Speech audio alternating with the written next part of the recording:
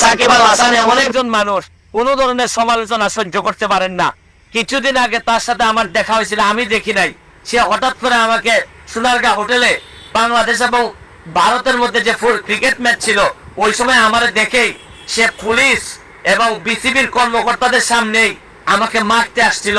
আমি আপনাদেরকে একটা জিনিস বলতে চাই, শুনেন, যদি সাধারণ মানুষ যেভাবে বিচারের মুখোমুখি হয়, সাকিব আল হাসানের মতো মানুষকে যদি তারা যদি একটা মানুষ যদি দেশ বিক্রি করে দিত চিন্তা না করে, এই ধরনের জিনিস যদি সে করতে পারে, তাহলে তারে দিয়ে এই দেশের ভালো কিছু হইতে পারে না।